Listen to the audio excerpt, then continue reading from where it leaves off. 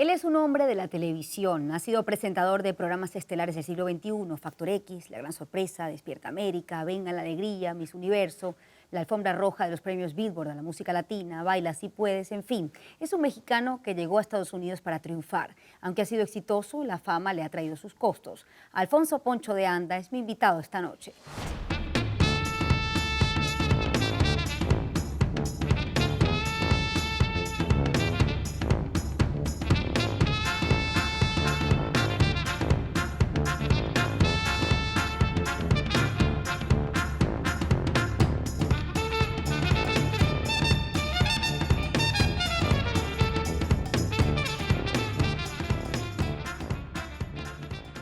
Poncho de Anda es mi invitado esta noche. Buenas noches y bienvenido, Poncho. Un qué placer gusto. estar aquí. Qué gusto, Shelia, que me hayas invitado y poder conversar contigo. Si digo Alfonso, no volteas.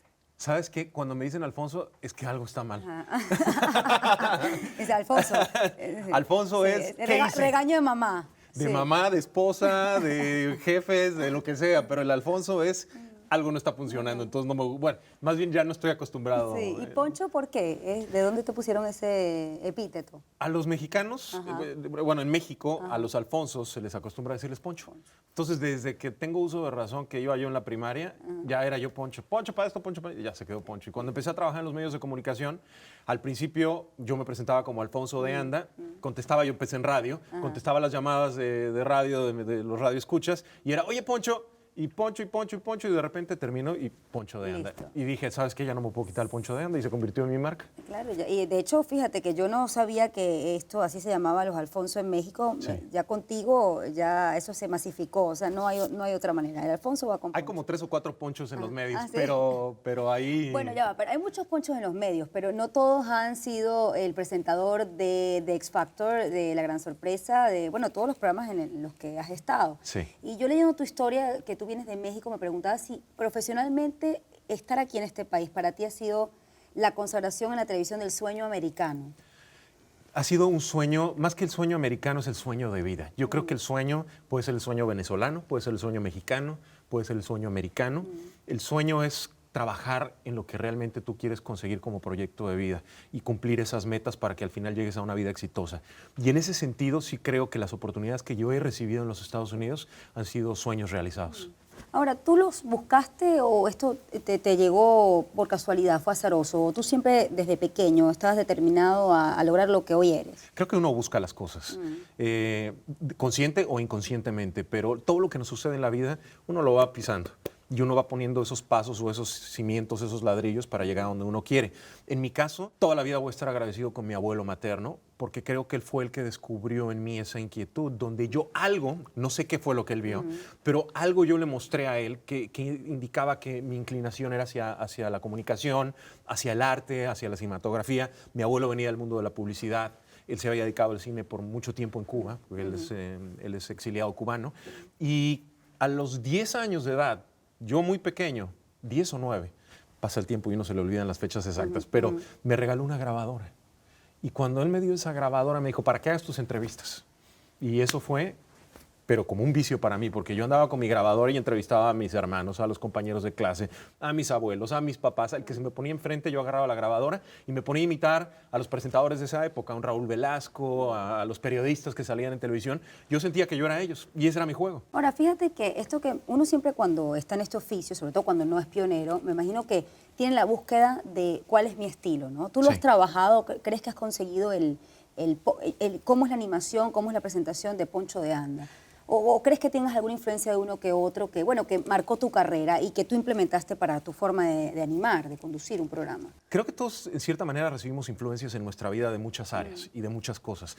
En el caso de la presentación o del periodismo, de trabajar frente a una cámara, uno trata de descubrir realmente cuál es el estilo de uno en el camino. Y la experiencia lo que te enseña es que el estilo debe ser el ser tú mismo. Y eso es lo que a base de golpes me tocó aprender con algunos proyectos que yo hice en mi vida. Decía, y es que yo no tengo que ser X persona o X, yo tengo que ser yo. qué es lo que a mí me apasiona, cómo es que yo me comunico, qué es lo que realmente le gusta a la gente de lo que yo hago. Y cuando tú entiendes que es tu personalidad la que puede atrapar la atención de la gente, empiezas a dejar de preocuparte por lo que los demás digan o los demás hagan. Y ese es un ejercicio que hay que trabajarlo todos los días, porque en este negocio donde estamos nosotros es muy fácil que te confundas. Puede llegar un ejecutivo que te hace pensar la idea equivocada y te dice, es que tú no sirves porque haces esto. Y esa es su visión de las cosas, no quieres que sea la visión correcta. Entonces tú tienes que estar muy seguro de quién tú eres y seguir trabajando en eso, con las enseñanzas de lo que tú recibes de quienes ya lo hicieron. ¿Cuál crees tú que en tu caso es ese factor que ha logrado que el público se enamore de tu trabajo o que se enganche contigo? Hablar con el corazón. No pretender ser absolutamente nada que yo no sea. Normalmente cuando trato de ser quien no soy, las cosas no funcionan. En donde sea, en redes sociales, en un canal de televisión, en un programa, en las relaciones personales, cuando tú tratas de ponerte una máscara, en ese momento el vínculo de comunicación, de conexión, se corta. Fíjate que ahorita que me dices eso, tú tuviste la oportunidad de ser el conductor de La Gran Sorpresa, ¿no? Sí. Y ese era un programa muy emotivo, fue un éxito, Lo amé. más allá de eso, ¿no? Pero cuando me hablas de hablar con el corazón, primero que tú fuiste inmigrante, Sí. así que conoces quizás alguna de las historias allí, ¿no? Pero ¿cómo te transforma a alguien, o cómo te transformó a ti conocer estas historias de primera mano, ¿no? En lo personal, en tu forma de animar, en tu forma de moverte en este medio y, bueno, como ser humano, ¿no? De haber estado allí. Este programa lo que lo hizo muy, muy especial es que la convivencia con los participantes del programa no era momentánea. No es algo que vas, haces el programa, estás ahí 15 minutos con ellos, 1 hora, 2 horas, lo que sea necesario, y después tú te vas a tu camerino, les das gracias a todos. Este era un proyecto que tú te embarcabas en un barco durante 2 semanas, 15 días, con la misma familia, te sentabas en el mismo comedor, te sentabas a conversar por las tardes cuando no estabas filmando, los veías interactuar cuando las cámaras no estaban encendidas, conversabas con ellos cosas que no tenían absolutamente nada que ver con lo que se estaba haciendo en el programa, porque había una convivencia que iba más allá de. Y en ese sentido, te ayuda a compenetrarte realmente con las historias y las vivencias de estas personas. Y a mí como comunicador, en lo que me enriqueció este programa sumamente fue en el poder entender que en este mundo todo lo que manejamos, todos los seres humanos son las emociones. Lo que nos mueve, lo que nos motiva, lo que nos puede dejar de motivar, son las emociones que estamos sintiendo en diferentes etapas y en diferentes cosas de nuestra vida. Y pude yo explorar y experimentar a profundidad las emociones de personas que tienen una historia que contar. Todos tenemos una historia que contar. Lo que pasa es que no todo el mundo tiene la oportunidad de hacerlo. Y en ese sentido, a mí me ayudó muchísimo. Ahora, hubo un tiempo en este país, quizás todavía, donde sí se ha generado un estigma con aquel que es inmigrante, ¿no? Sí. Y tú tuviste la oportunidad de estar de cerca con ellos, ¿no? Sí. Si tú tuvieses que defender al inmigrante en esa condición, esta circunstancia tan difícil en que llega, ¿cómo lo defenderías? Mira, si nos ponemos en una perspectiva donde entendemos la parte A y la parte B, es verdad que hay un proceso legal que se debe seguir en este país. Es real que hay personas que siguieron el proceso tradicional, que es ir a una embajada, pedir un permiso, aplicar para unos papeles, etcétera, para poder emigrar y recibir los beneficios que te da el llegar a un lugar tan maravilloso como es este país, Estados Unidos, que es muy noble con los inmigrantes.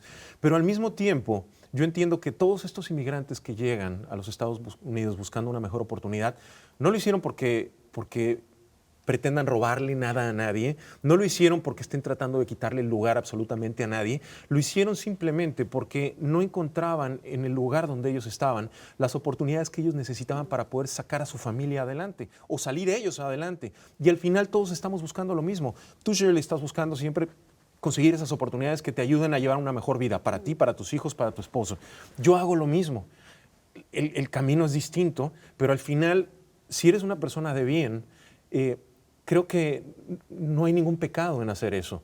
Creo que el que no ha llegado y pretenda venir, sí, hay que tomar cartas en el asunto, hay que tratar de cuidar esa puerta que es la puerta de tu casa para cuidar quién entra y quién no entra, pero también entiendo que si ya hay personas aquí que han logrado hacer su vida, que ellos ya de alguna manera estructuraron su proyecto de vida con su familia en los Estados Unidos, consiguieron un trabajo, son personas honestas, incluso inmigrantes que pagan impuestos no teniendo que pagarlos porque finalmente estás como un ilegal y lo hacen. ¿Por qué no darles esa oportunidad a través de un perdón o de alguna ley que permita, como lo hizo Ronald Reagan en su momento, decir, ok, a partir de aquí para acá, vamos a borrón y cuenta nueva. Les vamos a dar la oportunidad de que ustedes legalmente paguen sus impuestos y hagan las cosas como se deben de hacer en este país. Y quien no sea una buena persona, quien haya sido un criminal, quien no esté cumpliendo con las reglas de esta casa, porque tú entraste por la puerta sin pedir permiso, bueno, vas de regreso, punto. Si tú no cumples las reglas, entonces vas de regreso. ¿Cuál de esas historias en La Gran Sorpresa fue la que más te marcó, la que dejó huella, que precisamente tenga que ver con esto? Me lo vas a responder al regreso, te doy un tiempito, hacemos una pausa, ya volvemos.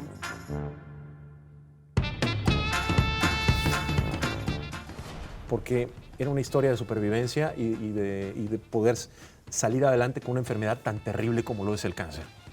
Enfermedad que no distingue de razas, sexo, posición social, nos ataca y nos afecta a todos.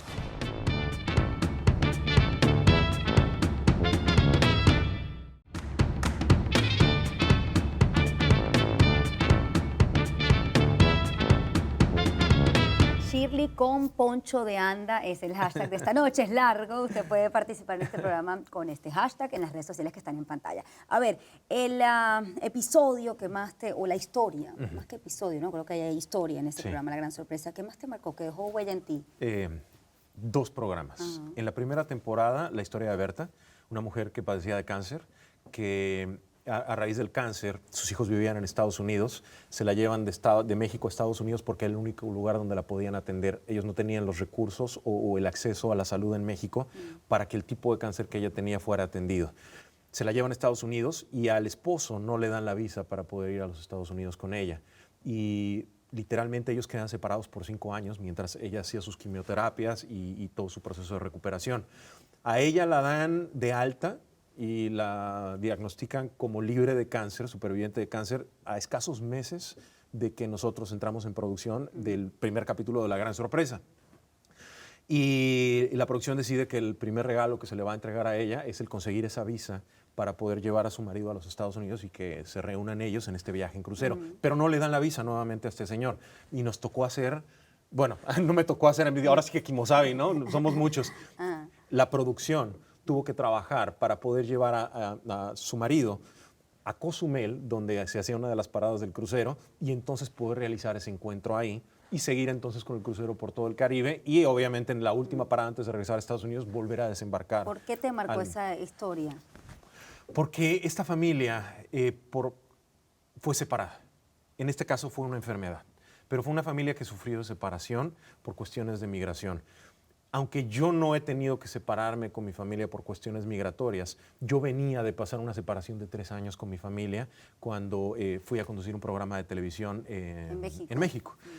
Fue una opción que mi esposa y yo lo decidimos, nadie nos obligó, pero que la tomamos por el beneficio o por el bienestar de nuestros hijos. Y yo siempre entendí que si me llevaba toda mi familia a México y quitaba un pie de los Estados Unidos, iba a ser más difícil entonces regresar con todos nuevamente a seguir nuestra vida aquí.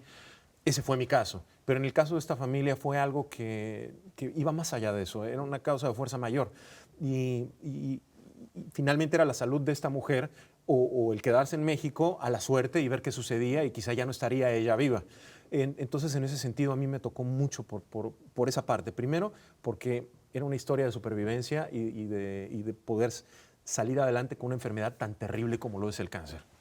Enfermedad que no distingue de razas, sexo, posición social, nos ataca y nos afecta a todos.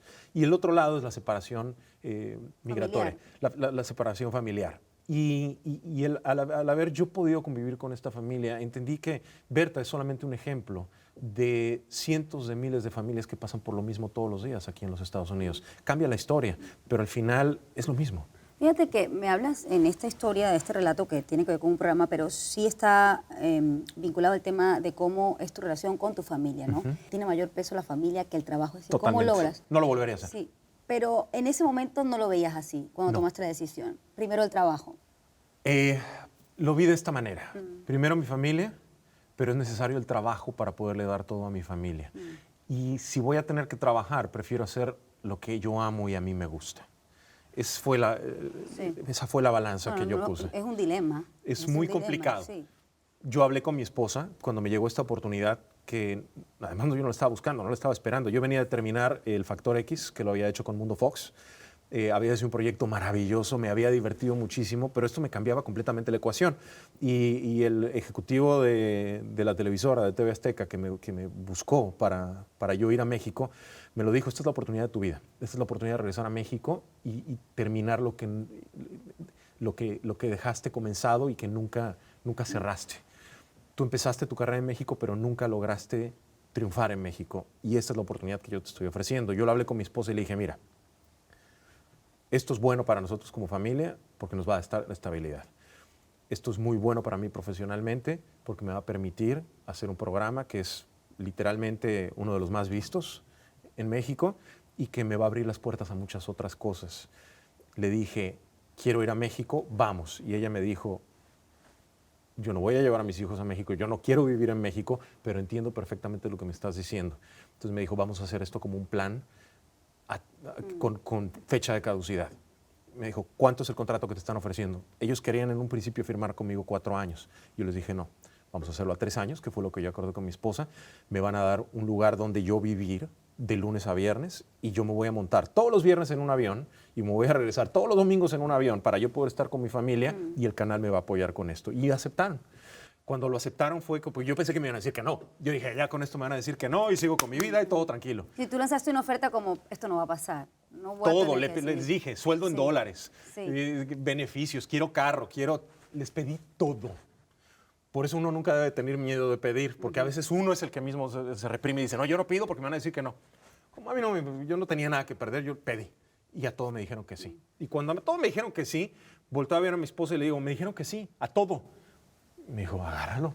Y agarré la oportunidad y la hice y la disfruté y me comprometí al 100% durante los 3 años que yo estuve trabajando en ese programa. Pero en cuanto llegó el último día y faltaban 12 horas, yo estaba listo para irme. Yo tengo que hacer una pausa. ¿Me vas a contar de esa decisión cuál fue el costo familiar? Un costo que, por cierto, no regresa más, ¿no? Es el tiempo que pasó, pues ya pasó. Me lo vas a responder al regreso. Claro que Shirley con Poncho de Anda, el hashtag de esta noche. Ya volvemos.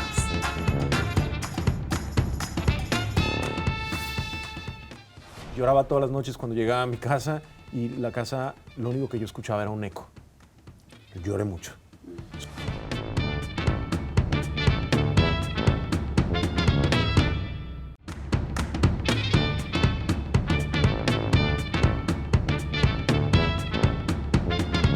Poncho de Anda, Alfonso. Si le dicen Alfonso, no voltea, a menos No, que sí volteo, pero volteo con miedo. Con miedo, a menos que sea algo que está pasando mal. A ver, Poncho, los sacrificios, los costos Sí. que tuvo eso familiarmente para ti.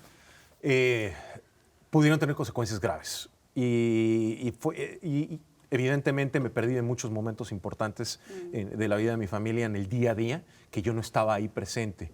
Pero uno tiene que estar consciente, uno toma decisiones en la vida y uno tiene que ser congruente con las decisiones que uno va tomando. Yo adquirí un compromiso que tenía fecha de caducidad, pero tenía que cumplirlo. Y mientras tanto, sí sufría. A mí no se me olvida el día que yo agarré la maleta yéndome hacia México y que yo veía que mis hijos y mi esposa se quedaban ahí. Lloré. Lloré mucho. Lloré durante todo el camino hacia el aeropuerto. Lloré durante todo el vuelo cuando yo llegué a México. Lloré cuando llegué al hotel, porque yo vivía en un hotel por un mes mientras encontraba un lugar donde yo iba a vivir en México. Y lloraba todas las noches cuando llegaba a mi casa y la casa, lo único que yo escuchaba era un eco. Lloré mucho, sufrí mucho. Y los días más felices de mi vida eran los viernes a las 12 del día. Y cuando yo aterrizaba en Miami, iba derecho a mi casa y mis hijos me estaban esperando y salían corriendo por esa puerta y mi esposa me esperaba y podía entonces yo disfrutar de ellos durante todo el fin de semana y volvía a sufrir los domingos a las 7 de la noche cuando tenía que salir nuevamente hacia el aeropuerto para agarrar el vuelo de las 9. No, es un sacrificio muy duro. Muy ¿Valió la pena? Sí, creo que todo en la vida vale la pena. Uno no se puede arrepentir de las decisiones que uno toma. Creo que las experiencias que yo viví durante el tiempo que yo estuve en México fueron increíbles y maravillosas. Fui el conductor principal de uno de los morning shows más importantes que han existido en la historia de México. Y además en una época dorada que ya no existe en la televisión. La televisión dejó de ser lo que era antes y yo pude estar ahí cuando llegaba a la gran mayoría de las familias mexicanas. Pude, como bien me lo dijo ese ejecutivo que me dio la oportunidad, pude yo consolidar esa página o ese capítulo de mi vida que había quedado pendiente. Pero que era ¿querías tú cerrarlo? Porque si ya habías triunfado en Estados Unidos, ¿por qué querer regresar? Siempre me quedé yo con esa inquietud. ¿Qué hubiera pasado si yo me hubiera quedado en México? Y ahora ya sé qué es lo que hubiera pasado. ¿Lo volvería a hacer? Ya no. No es necesario. Ya lo viví. Pero el hubiera no existe. Y uno no puede tampoco saber qué es lo que depara el futuro. En ese momento yo no lo sabía y no lo volvería a saber si la oportunidad me llegara nuevamente de la nada. Ahora, si hoy me hablara nuevamente de un canal de televisión, que ya lo han hecho, me han hablado y me dicen, oye, queremos que vengas a México a hacer esto. Yo siempre les digo, por temporadas. ¿Cuánto tengo que estar ahí? De lunes a viernes yo no vuelvo a hacer nada. Y es y 3 años una menos. regla de Y 3 en mi años vida. menos. Y 3 años. Y ahora, quieren que yo haga un programa donde yo vengo y grabo la temporada en 2 semanas, en 3 semanas, 4 semanas, con todo gusto se hace. Pero tampoco se hacen ya ese tipo de programas, están muy limitados porque ya no hay producciones de ese tipo en la televisión. Entonces es... Ahora, fíjate que en esto que me cuentas, que además es muy duro desde el punto de vista familiar, en medio de ese programa también hubo polémicas, ¿no? Y este no es un programa no es televisión rosa ni farándula rosa, pero bueno, lo que quiero preguntarte más allá de los rumores que pasaron allí es si tú conociste en este periodo el peor rostro de la fama. En varias ocasiones lo he conocido. Lo he conocido a través de compañeros, lo he conocido a través de ex jefes que he tenido, lo he conocido a través de la prensa y lo he conocido a través de la audiencia, que puede ser muy dolosa con uno cuando quieren hacerte sentir mal. En todos los sentidos yo he conocido la peor cara, así como he conocido la mejor cara. He tenido los mejores jefes, he tenido los mejores compañeros, he tenido la mejor audiencia y además son más. Sí. Son más los buenos que los malos, pero sí me los he topado en el Claro, camino. pero tú estás acostumbrado a eso, pero quizás tu familia no. Entonces, viene un rumor de este tipo que tenía que ver con una infidelidad. Es un costo que quizás tú estás acostumbrado, pero no tu familia. ¿Cómo lo manejaste? Cuando todo esto se desata y cuando sucede, porque además a mí me dan el pitazo de que estaba sucediendo. Yo estaba en el lugar equivocado, a la hora equivocada, y me tocaron los trancazos de otras 2 personas que eran las que realmente traían el conflicto. Y yo salí en medio porque yo era perfecto para el pretexto del daño que le estaban tratando de hacer a quien hoy en día sigue siendo mi amiga. No solamente mi amiga, pero es amiga de mi esposa, y nuestras familias tienen una amistad. Sí. Pero en el momento yo no le di el peso que tenía, porque yo sabía que era una mentira. Y yo me acuerdo que le dije a mi esposa, va a pasar esto, porque yo lo veía como, hay un chisme, ay, me van a sacar el chisme. ¿Sí? No era el chisme. El objetivo de ese chisme era destruir la vida de esta persona y a su vez destruir mi vida. Y evidentemente, por más confianza que mi esposa me tenía y por más conversaciones francas que nosotros teníamos viéndonos a los ojos, donde yo le decía, no hay nada, esto es, cuando tú dices una mentira 10 veces, termina convirtiéndose en una verdad. O por lo menos la gente se la empieza a creer. Y eso fue lo que sucedió con esto. Cuando a ti te tiran 17 portadas de la revista más leída, que tristemente es una revista de farándula y de chismes, pero es la revista más vista y más leída en México. Cuando te tiran 17 portadas diciendo que tú le quitaste su familia a otro hombre y que tú estás destruyendo la estabilidad de tu familia y que, es muy fuerte. Es muy fuerte, porque si era fuerte para mí, imagínate lo que era para mi esposa. Y el sentir esa impotencia de decir no es verdad y que nadie te cree, que te diga no. Ahí está la revista. Una revista que se dedicaba a sacar portadas sin fotografías, sin pruebas, sin absolutamente nada. Simplemente era la palabra de ellos contra mi palabra. Pero eso sí, ellos tenían cientos de miles de revistas corriendo y circulando por todas las calles, lo cual a mí me ponía en la situación muy complicada. En un principio traté de defenderme y entendí que era por demás. Y entonces tomé la opción de decir, ¿sabes qué? Mejor me voy a quedar callado. Ya no voy a dar réplica absolutamente a nada de lo que esta gente hable, porque de nada me está funcionando. Después la vida me hizo justicia y pude yo aclarar las cosas por cosas que sucedieron. Pero durante 2 años me hicieron, de los 3 años que yo estuve en México, me hicieron la vida de cuadritos. ¿Y cómo se recompone la confianza, ¿no? Aunque no haya sido cierto, pero eso genera, por supuesto, que se debilite, ¿no? Y más en la distancia. Fíjate la circunstancia que me has contado. Bueno, el tiempo es lo único que cura ese tipo de cosas. No hay otra. Es tener mucha paciencia, tanto de mi esposa como mía, para saber y entender que todas esas inseguridades que ella pudo haber tenido a raíz de esto, tenían una razón de ser, porque finalmente ahí había algo de lo que ella se estaba hablando. Y ella tenía la misma opción de creer en mí como de no creer en mí, pero la pregunta siempre existe. Y de mi lado era el entender que es válida esa duda que ella tiene y que la única manera que yo podía demostrarle que todo era una mentira era en base a hechos, al ejemplo. Y evidentemente el matrimonio no se destruyó porque habían los cimientos necesarios Sólidos. para que nuestro matrimonio siguiera adelante. Tan es así que seguimos juntos. Pero sí fue un trabajo de, al yo regresar de México a Estados Unidos, todos los días nuevamente demostrarle a ella que yo nunca había cambiado, que yo seguía siendo el mismo hombre que la respetaba, que la quería y que amaba a su familia. Tú en ese momento de esa polémica y las tantas otras que me has dicho que has tenido desafortunadamente que pasar, uno aprende a convivir con eso, es decir, uno aprende a convivir con la fama o a veces resulta tan molestoso que has preferido incluso desear ser anónimo. Me lo respondes al regreso, hacemos una pausa. Shirley con Poncho de Anda es mi invitado esta noche, ya volvemos.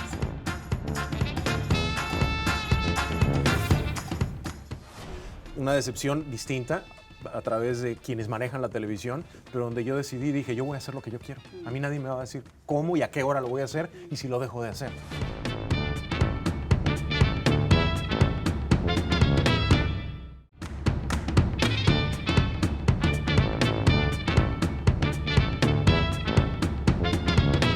Poncho de Anda es mi invitado esta noche. Estás riendo porque te iba a decir Alonso, ¿no? A ver, ¿has aprendido a convivir con la fama o a veces has deseado ser anónimo? Es parte de. Si estuviste dispuesto a dedicarte a este negocio, tienes que estar dispuesto a convivir con la fama. Además, el reconocimiento del público es el premio a tu trabajo. Si la gente no te reconociera, quiere decir que entonces no te están viendo. Y si no te están viendo, quiere decir que lo que tú estás haciendo no está funcionando. Es una cadena. Una cosa va de la mano. Y yo he tenido y he visto compañeros que maltratan a su audiencia, que no les gusta que se les acerquen, que no les gusta que le pidan una foto, que no les gusta dar un abrazo, un beso porque les causa asco. Y eso creo que es terrible, es un error garrafal, porque te debes a esas personas que se están acercando a ti a pedirte una fotografía, a quererte dar un beso, a quererte abrazar, a querer conversar contigo, porque finalmente en esa caja de sueños, en esa casa mágica, tú eres algo inalcanzable para estas personas que te están viendo todos los días. Y si por unos segundos te van a tener frente a ti, lo menos que tú tienes que hacer es ser recíproco con ese cariño, devolverlo.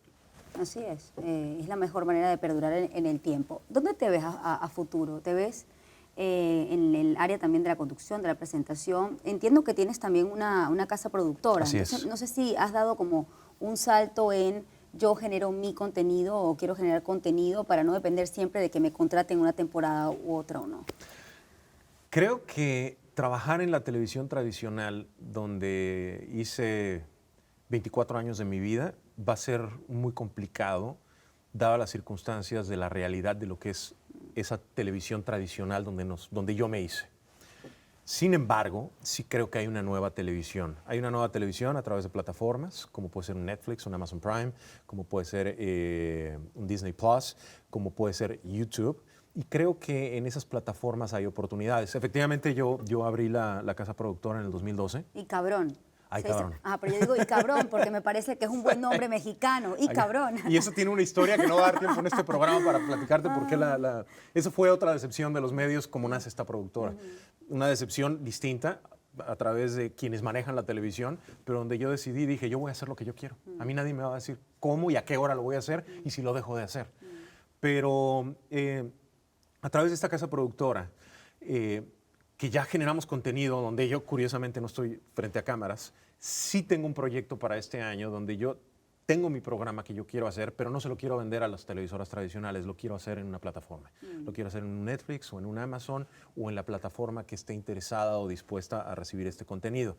Por seriados, y es un programa donde yo quiero explorar el mundo buscando a personas ordinarias que hacen cosas extraordinarias. Esa es mi pasión, eso es lo que yo quiero hacer y estamos trabajando en ese proyecto.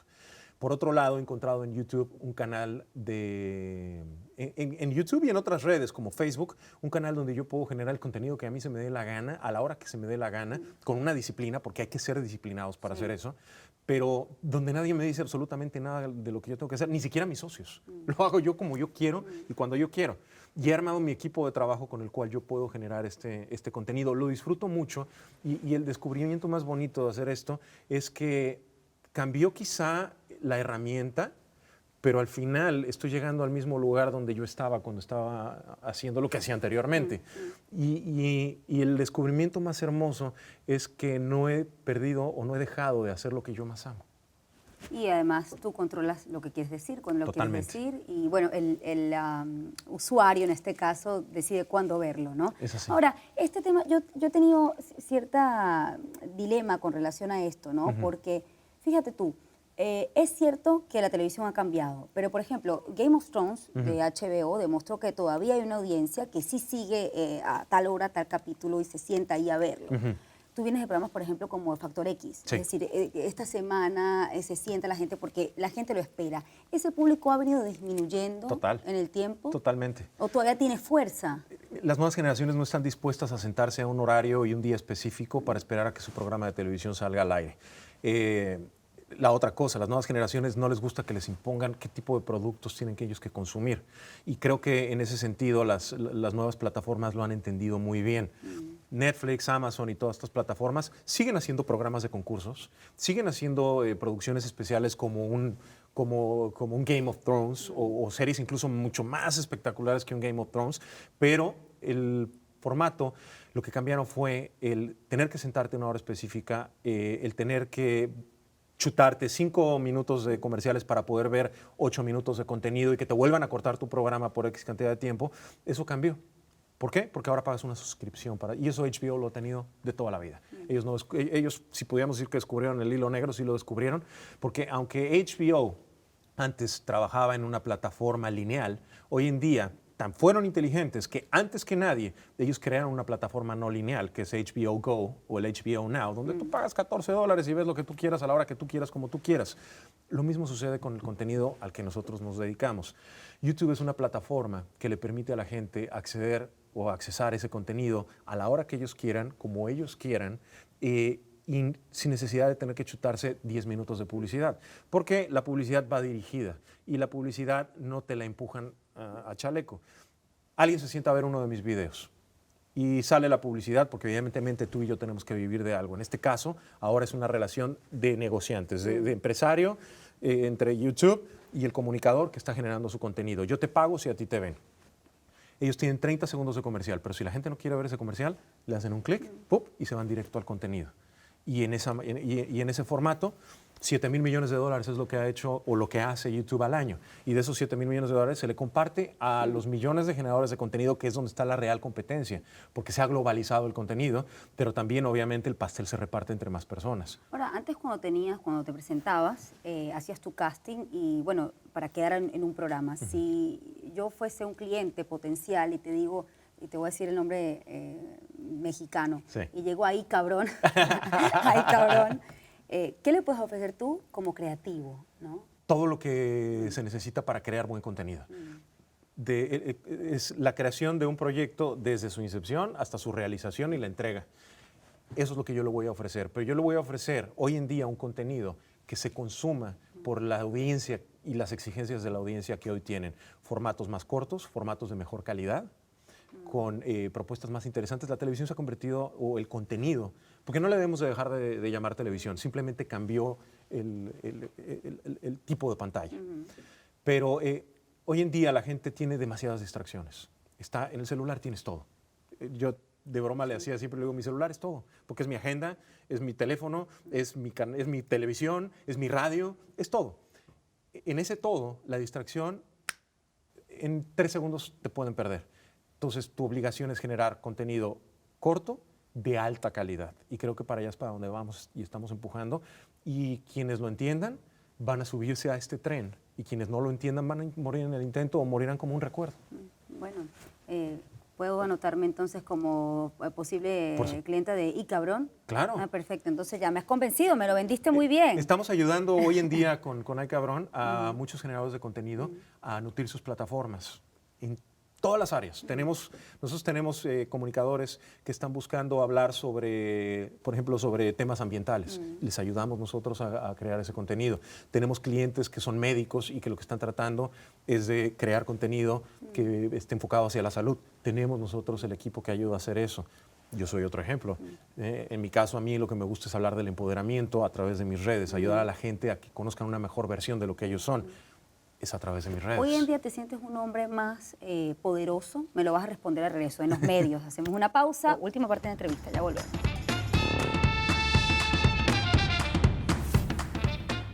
Este accidente me ayudó a valorar muchas cosas en mi vida.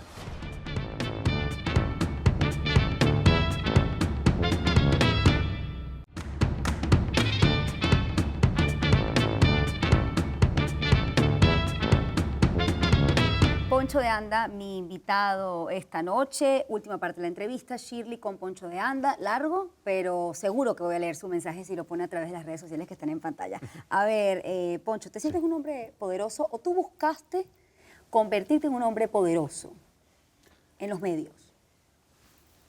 La palabra poder es una palabra muy relativa. Creo que soy una persona sumamente afortunada, más que poderosa, porque tengo la fortuna de hacer lo que realmente quiero. Y no le he tenido miedo a los retos que la vida me presenta. Creo que la diferencia entre los que alcanzan la realización de sus cosas en la vida y los que no alcanzan la realización de sus proyectos en vida es porque no están dispuestos a hacerlo. Es así de fácil. Yo estoy dispuesto a hacer algo o no estoy dispuesto a hacer algo. Y es válido hacer las dos cosas. Lo que pasa es que tienes que elegir muy bien a qué estás dispuesto y a qué no estás dispuesto. Y creo que en ese sentido yo toda mi vida he estado dispuesto a hacer lo que amo, sin importar dónde y cómo sea. Y la vida, cuando uno es persistente, cuando uno es responsable, cuando uno es disciplinado, te va poniendo todas esas oportunidades en el camino y solamente hay que saber aprovecharlas.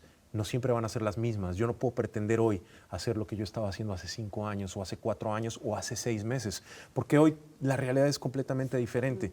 Y eso es lo que he aprendido a vivir, el día a día y disfrutar las cosas que el universo me va regalando, siempre y cuando haga lo que a mí más me gusta. ¿Cuánto tiempo de carrera tienes ya? 24 años. 24 años. ¿Recuerdas la primera animación que hiciste formal? Fue radio. Fue radio. Fue radio. Si hablamos de televisión, sí acuerdo mi primera animación. Era un desastre, tengo el video por ahí guardado. Me da pena, yo lo veo y digo, no es posible. Pero al final ese era yo y ahí empecé.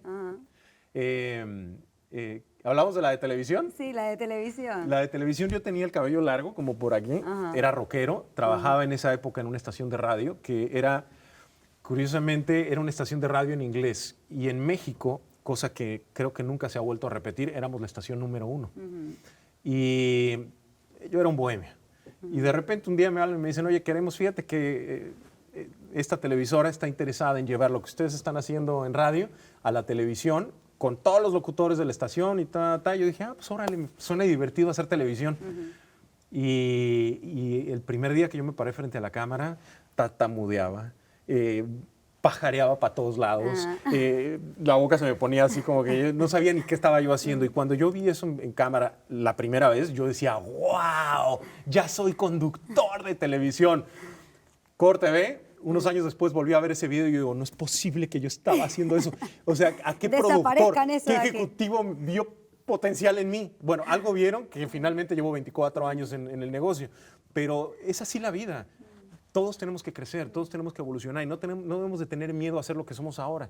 Porque todos los días tenemos que trabajar en ser esa mejor versión de nosotros, paso a paso. Y vamos a llegar, todos. Ahora, te ha tocado estar en morning shows y en otros shows que son con gran audiencia, es decir, la posibilidad de equivocarte como esa vez tiene que reducirse, porque hay que hacerlo, no existe la perfección, pero sí tienes un peso, ¿no? Sí.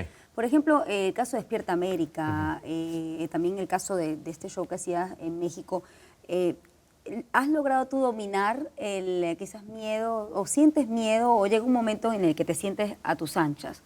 Sí, mucho tiene que ver la gente con la que trabajo, muchísimo. Y la seguridad de uno evidentemente también es importante. Pero si tú estás trabajando con personas que en lugar de creer en lo que tú estás haciendo, están con el látigo atrás esperando a ver en qué momento te equivocas, somos seres emocionales. Y los que trabajamos frente a la pantalla, nuestras emociones, nuestro ego, es una parte clave de nuestro desempeño en lo que estamos haciendo. Si nosotros sentimos seguridad en lo que estamos haciendo, somos mejores. Cuando empezamos a sentir inseguridad, empezamos a tener y a cometer errores. Eso es la naturaleza del ser humano. Y en ese sentido uno aprende a controlar, uno aprende a entender que hay personas que te ponen trampas en el camino y que no te debes dejar llevar por esas trampas, con lo que comenzamos la entrevista. Sí. Tienes que estar seguro de quién tú eres, no puedes pretender ser lo que tú no eres. Y los ejecutivos, a veces no de mal, pero porque ellos tienen su versión de lo que es lo mejor, tratan de cambiar la esencia de lo que tú representas. Y lo que a mí me han enseñado estos 24 años es que a mí nadie me puede cambiar. Yo soy lo que soy. Y me aceptan como yo soy o no me contratan. Y esa es una cosa que yo lo digo antes de que a mí me ofrezcan trabajo. Es que tú quieres que yo haga. Ok, me necesitas para esto. ¿Confías en mi trabajo? Sí. Entonces, por favor, no me empieces a jorobar la vida diciéndome que lo estoy haciendo mal o que no estoy haciendo lo que tú estabas esperando. Confía en mi trabajo. Yo me voy a encargar de hacer esa parte.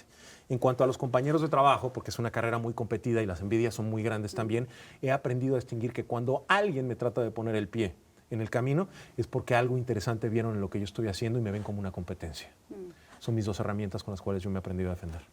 Poncho, hemos hablado de casi toda tu vida, pero no hemos tocado el accidente que tuviste dentro del foro cuando hacías Despierta América.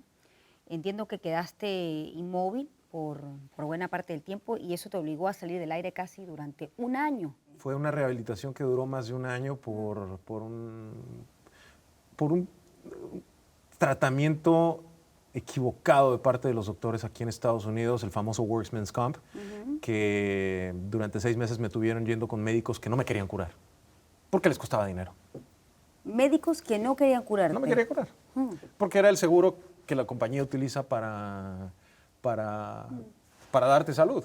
Y yo iba al doctor me hacían resonancias magnéticas, me hacían de todo. Fue un accidente fue un accidente, esa es la palabra porque eso es lo que fue. Un accidente donde en uno de los juegos que se hacían en el programa, 2 de mis compañeros cayeron sobre mi columna en flexión y nada, L4, L5, L5, S1, se me hizo un guacamole en la espalda. Yo lo sentí en el momento y en el momento me dijeron, no, tranquilo, no pasó nada. El deterioro fue automático, el deterioro pasó un día primero, por poner una fecha, Sí, ¿no? Pero sí. un día 1 de febrero tuve este accidente y para el finales de marzo yo ya no podía ponerme de pie, no podía caminar. Es decir, que de forma inesperada esto te generó una discapacidad. ¿Cómo viviste ese tiempo? Este accidente me ayudó a valorar muchas cosas en mi vida. La primera fue, evidentemente, la salud.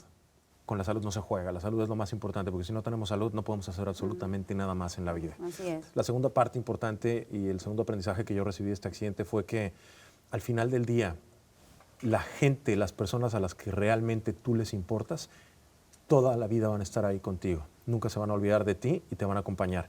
Y las personas a las que no les importan son las primeras en irse, y son la mayoría. La mayoría de las personas, cuando tú ya no les sirves, te van a dar la espalda automáticamente. Y eso fue lo que me sucedió. Cuando yo tengo este accidente, voy a México y evidentemente mi condición requiere que yo me ausente. Yo no recibí el apoyo de nadie, al contrario. Me dieron las gracias y me dejaron ir como un vaso de agua que se acabó o la botella, tírala al reciclaje porque ya no nos sirve. Tráete una nueva. Ahora, ¿esto te ha hecho desenamorarte del medio, de la industria? En su momento. Pero ¿Te ha reconquistado de nuevo? mala hierba nunca muere. Ajá. Lo que era mi pasión. Y en eso fue algo muy importante que me sucedió en este lapso o en esta experiencia. Sí. Yo tenía que purificarme de lo que me había sucedido porque sí, en el momento me dolió mucho. Hoy en día es una experiencia más de vida. Pero en el momento me dolió mucho. Me dolió tanto que yo me asqué del negocio. Dije, yo no quiero volver a trabajar en esta industria. Esta industria es sucia, es injusta y no quiero ya estar aquí. Pero pasaban los meses y era ese gusanito donde yo estaba en ese escritorio amargado, trabajando en esta compañía que se portaba muy bien conmigo, pero yo estaba haciendo lo que no me gustaba. Sí. Y yo decía, ¿qué hago? ¿Qué hago? ¿Qué hago? Nace Ay Cabrón Productions. Pero además de que nace Ay Cabrón Productions, me habla un ejecutivo de Los Ángeles, John Ferriter, uno de los agentes más importantes que han habido en Hollywood. Él descubrió a Ryan Seacrest, a mucha gente. Me habla y me dice, Poncho, yo te veía en Despierta América. Todo en inglés me lo dice. Ahora yo estoy trabajando con una compañía que se dedica a distribuir y hacer contenido. ¿Qué piensas de conducir televisión en inglés? Y yo fue así de, ¿me? ¿With my English? No, así de, pues nada, el señor me dijo, sí, tú. Estamos buscando a una pareja de conductores para hacer el próximo show, morning show, que entre a todas las familias de los Estados Unidos. Fui, estuve en Los Ángeles por una temporada, me pusieron un coach de inglés, perfeccioné mi inglés, me quitaron el acento, firmé un contrato con ellos por un año y era un retainer donde la idea era que si este programa iba al aire, entonces ellos me iban a dar ya un contrato más extenso para poder trabajar. Era con NBC el programa. Y era un programa que iba a competir contra Kelly Ripa y Michael, que estaba en ese momento. Era el sueño de mi vida. Yo cuando lo vi, yo dije, Dios, o sea, ¿tú de verdad quieres que yo siga en este negocio? Y lo acepté. Lo acepté, renuncié al trabajo que yo tenía y abrí mi casa productora. Y en el Inter me fui a Los Ángeles, hicimos el programa. Al final no se dio porque los ejecutivos de NBC les dio miedo. Y John en el momento me lo dijo. Me dijo, Poncho, el show es un palo, pero los gringos no están preparados para tener a 2 conductores latinos en la televisión americana. Y al final se fueron por otro proyecto. Decidieron agregarle 1 hora más al show que ellos ya tenían en la mañana. Y yo me regresé a Miami, pero me regresé feliz porque había puesto una palomita más en mi bucket list. Ahora, ¿crees que falta poco para llegar a ese momento que un latino pueda conquistar un horario prime en el mercado anglosajón estadounidense? Sí, pero no va a suceder en la televisión. Va a suceder en las redes sociales. Bueno, vamos a escribirlo, ¿no? Y recordamos este programa. Ha sido un gusto, Poncho, conversar contigo. De verdad que sí. Qué placer conocerte. Muchas gracias. Igualmente. Por favor, Shirley. Poncho de Anda fue mi invitado esta noche. Usted puede ver este y todos nuestros programas a través de la página web que está en pantalla. Que tengan una feliz semana.